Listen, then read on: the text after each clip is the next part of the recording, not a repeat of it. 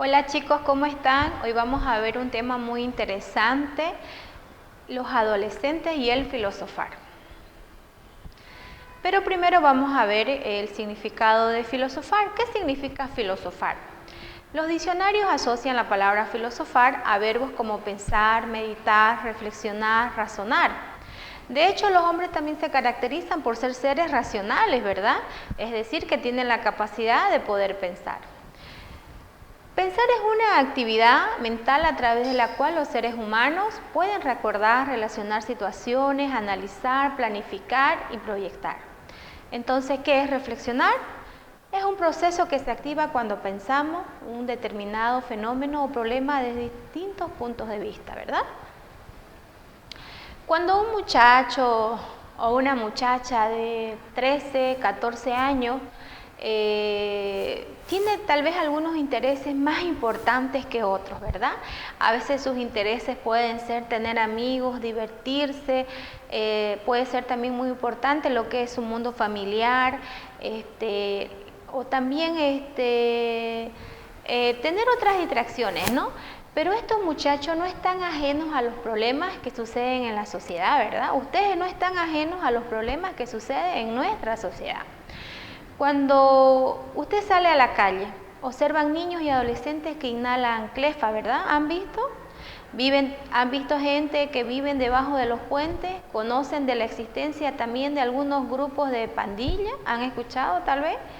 Y saben que las calles no son seguras.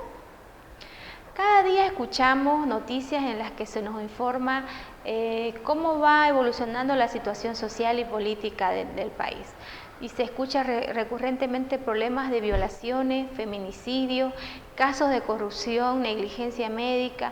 Estos problemas nos deben hacer reflexionar a nosotros, no solo a nivel personal, es decir, cómo están funcionando nuestras instituciones, si están o no respondiendo de manera satisfactoria para afrontar dichos problemas.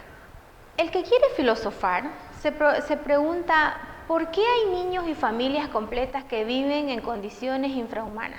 Ustedes tal vez se han preguntado alguna vez por qué debajo de los puentes hay familias enteras viviendo.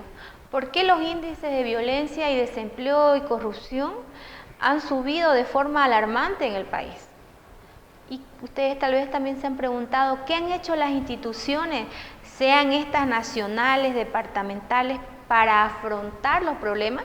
¿Qué pasará si nuestras instituciones solo ven el problema desde el palco, sin mover un solo dedo para que esto se revierta? Los adolescentes, cuando observan una injusticia, se rebelan y expresan su indignación, sea tanto en las conversaciones con sus amigos como de forma más valiente, mostrando su falta al que comete el error, sea este su papá o también su mamá. Ese espíritu contestatorio es importante, pero debe ser complementado con la búsqueda de información, con el análisis y reflexión sobre los problemas que tratamos antes de emitir un juicio. Sócrates nos dice, ¿no? Esto significa que la tarea del que quiere filosofar en la misma línea de Sócrates será reconocer primero con humildad nuestra ignorancia e investigar sobre los antecedentes del problema, a analizar para luego identificar cuáles son las causas y qué las generan, ver cuáles son los factores y mecanismos que impiden que esos problemas no se resuelvan. Esto significa que debemos aprender a analizar los problemas. ¿Pero qué es analizar? La palabra análisis viene de la voz griega analio, que significa descomponer el todo en partes en palabras simples. Identificar las partes o componentes del problema, describir las características de cada una de las partes, relacionar los componentes, emitir una valoración. El filósofo, nos plantea Platón, no puede quedarse en el plano de la doxa, es decir, de la manera opinión. Él debe trascender a la epísteme, o sea, al conocimiento científico, o aquel conocimiento veraz. Ello supone no jugar las cosas a la ligera, ¿verdad? También para Aristóteles, la episteme sería el conocimiento obtenido mediante la demostración. Primero debemos recopilar información Esto significa que lo que oímos en la radio o la televisión es un dato, pero no es suficiente. Necesitamos buscar periódicos, artículos, libros, informes que hablen sobre ese problema. De esta manera, nuestro conocimiento del problema no se ubicará en un plano superficial, sino por el contrario. Con nuestras lecturas iremos comprendiendo el problema. No se ubicará en un plano superficial donde se encuentran las principales causas que generan el problema y qué hacen y qué no hacen las autoridades para afrontar la estructura del problema. Hablábamos de la episteme. ¿Qué es la episteme? Es un término griego cuya raíz viene a significar saber o conocimiento, que se resuelve en traducir por ciencia y con el que los filósofos griegos se referían al verdadero conocimiento por contraposición al conocimiento aparente, en la creencia razonable. Para Platón, la episteme es el verdadero conocimiento en contraposición a la doxa, a la opinión, al conocimiento de la realidad sensible. A medida que vamos buceando en el problema, profundizando en la relación a los componentes, podremos describir los rasgos de los actores e instituciones, como cuáles son sus intereses, qué ideología promulgan, cómo se organizan y qué fines buscan. A partir de este proceso podemos realizar esquemas, líneas de tiempo, biografía de los personajes y construir el historial del problema, analizando para identificar en qué momento el problema ha tocado fondo y en qué momento se intentó mejorar. Con cada una de estas investigaciones estamos en condiciones de responder a nuestras preguntas y ser capaces de emitir juicios, es decir, ser capaces de realizar afirmaciones. Aquí valga la aclaración que nuestros juicios deben estar fundamentados, es decir, que deben tener argumentos. Ejemplo, les voy a hablar de un ejemplo. Si una muchacha emite el siguiente juicio: todos los hombres son mujeriegos. De hecho, que se le pedirá que argumente dando pruebas que sustenten tal afirmación. La muchacha saca fundamental argumento y dice que tuvo un enamorado que estuvo a la vez con más de una muchacha. El análisis que debemos hacer es valorar si ese argumento es válido para emitir un juicio de rango universal. ¿Será que con un caso se puede emitir un juicio universal? Desde el punto de vista de la lógica, no. Un caso es insuficiente para tal enunciado. Lo que se concluye es que no son todos los hombres mujeriegos, sino que hay en esta historia un muchacho en particular que es mujeriego.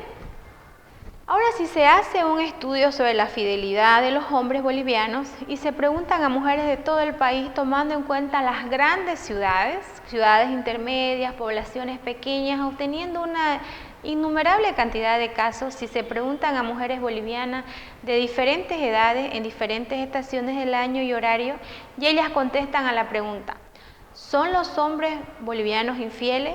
Con la respuesta sí, entonces se extraería la conclusión de que todos los hombres bolivianos son infieles. Pero basta una muchacha que diga no, tal afirmación no puede sostenerse como un enunciado universal. Este punto nos permite pensar lo importante que es identificar los argumentos a la hora de emitir un juicio. Otro momento clave es sopesar los argumentos de nuestro análisis.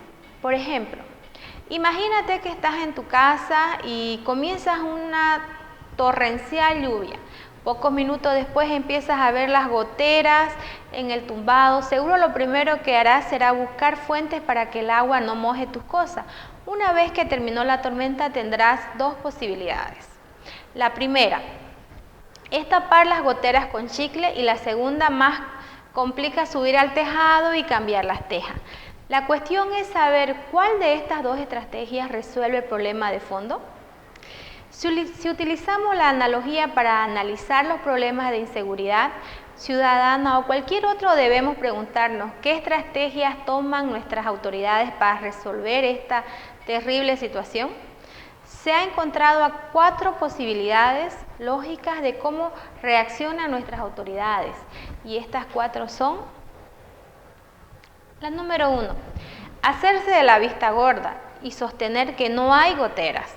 La número 2, reconocer que hay goteras y maldecir al clima o echarle la culpa a otros y no hacer nada. La número 3 sería pegar chicles en las goteras. Y la número 4, cambiar las tejas, que sería la solución. El filosofar nos hace científicos frente a los demagogos, sean estos políticos, economistas, funcionarios públicos, etc. El análisis profundo del problema no se reduce en conocer solo nombres, sino analizar con cuidado cómo se ha tratado el problema y las estrategias de solución establecidas. A ese proceso se le llama valoración. Por otro lado, no basta con recopilar y analizar la información y luego verificar las estrategias de solución del problema. La tarea del filósofo de trascender los datos, de ir más allá de la realidad, supone comprender su significado profundo. Si volvemos a los ejemplos anteriores, el filósofo no solo tendría que analizar los datos acerca de la felicidad de los hombres, sino cómo hacía Sócrates, definir qué es la felicidad, establecer su importancia y valor para la relación de pareja, aclarar su incidencia en la vida de las familias y en la construcción de la sociedad. Luego también será fundamental el preguntarse acerca del porqué de los resultados. Esto quiere decir que en el caso de la investigación de la infidelidad, si después del análisis de la información los datos nos arrojan grandes índices de infidelidad, tendríamos que preguntarnos, ¿por qué es así? ¿Qué lleva a las parejas a ser infieles? ¿Qué creencias, circunstancias, valores influyen para ello? Tú, como adolescente, tienes muchas razones para filosofar. Una de ellas tiene que ver con tus preguntas más cercanas. ¿Tú te has hecho alguna vez esta pregunta? ¿Quién soy yo? ¿Cuál es el sentido de mi vida? ¿Por qué tengo estos problemas? ¿Cuáles son mis ideales? ¿Cómo puedo ser feliz? Otra razón está relacionada con el contexto donde te ha tocado vivir y con la manera que éste influye en tu vida. ¿Cuáles son los valores de mi familia y de mi comunidad? ¿Cuáles son los problemas de mi comunidad? ¿Por qué existen estos problemas? ¿Tú has hecho tal vez alguna de esas preguntas y te has puesto a reflexionar sobre ellas? Otra razón estará relacionada con las alternativas también de solución o de cambio o de nuestra comunidad. Preguntas como la siguiente nos ayudan a filosofar. ¿Qué intereses están detrás de los problemas? ¿Cuál es la mejor forma de solucionarlos? ¿Qué puedo hacer yo desde mis valores y mis ideales para aportar a mi comunidad?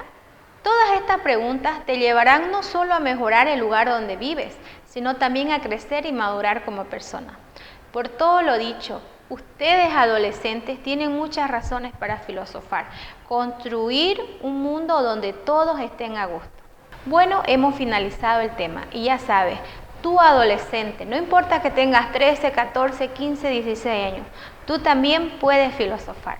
Que tengan un buen día. Hasta pronto.